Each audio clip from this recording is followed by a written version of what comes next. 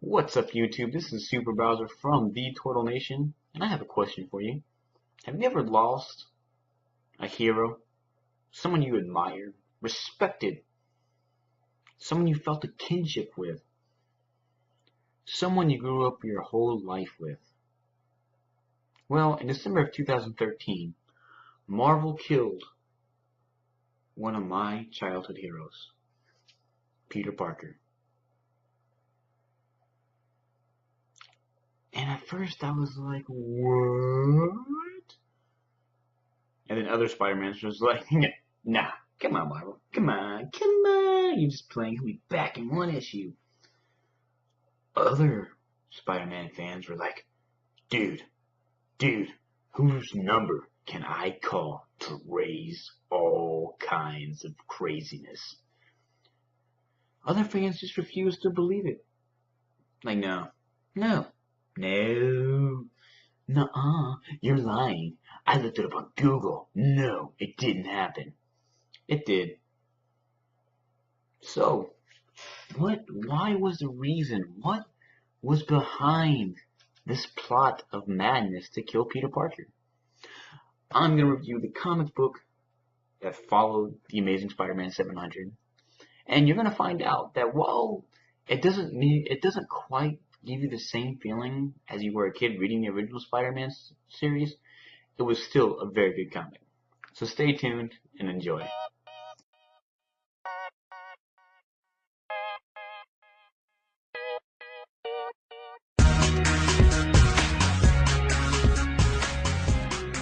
Welcome back, YouTube. This is Super Browser again.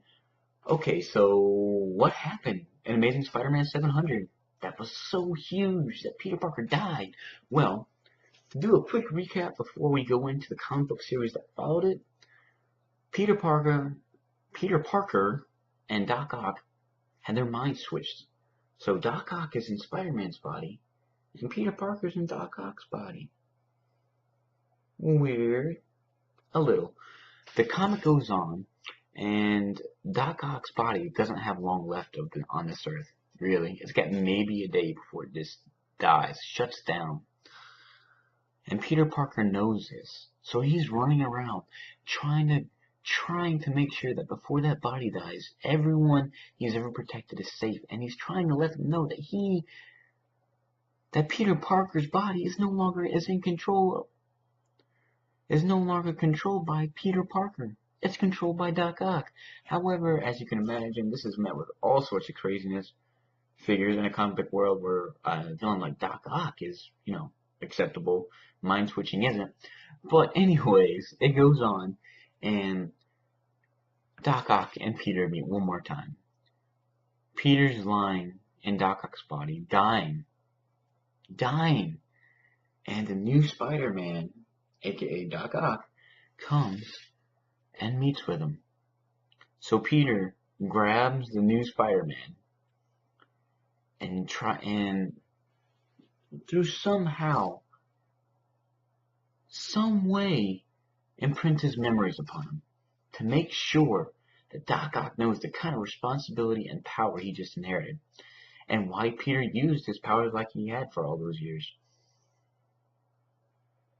Doc Ock watches his greatest foe die and decides to become a hero.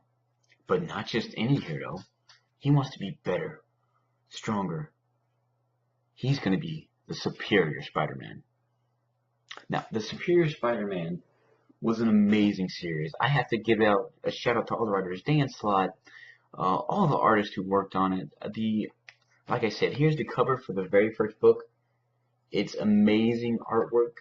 You should really check it out. It's a great series. I'm just going to give you a preview of the first book, and you guys can decide what you think.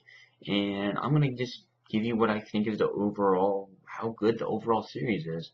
So the first book is basically Doc Ock getting adjusted to his new surroundings. He's Spider-Man. He's the man he fought all those years, so it's kind of a bittersweet defeat for him. Yeah, he killed Peter Parker, but he had to become Peter Parker to beat him? Yeah, I wouldn't call that a victory. Maybe a bittersweet victory. Anyways, you'll see right away if you read the comic that this new Spider-Man is a lot more vicious, a lot more brutal, and just a lot more cutthroat.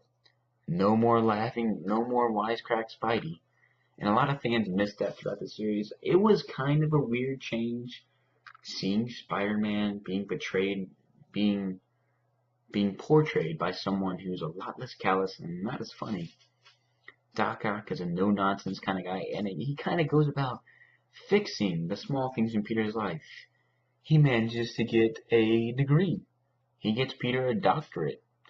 And you gotta read the series. Just check it out. There's 31 issues of the Superior Spider-Man, and you guys should really check it out. If you need someone, or if you're interested at all in looking at this comic book series, please, I don't know if you guys go through, but I go through America's Heroes. They're right next to Fort Hood on Ranch Street. I don't know if anyone watching this has been to Fort Hood, but if you have, shout out to the Army people here. I'm an Army guy myself, and I just want to say thank you to all those people who are deployed, who are putting their lives at risk and being away from their families to make our country safer. Thank you, and I pray for your safe return. But yeah, America's Heroes comics on Manchester Street in Fort Hood. I'm gonna put a link below so you guys can go to their website, check it out. They got all kinds of good stuff. Call their number. You can contact with Earl, really cool guy. He'll get you what you need if you're interested. But again, check out the Superior Spider-Man.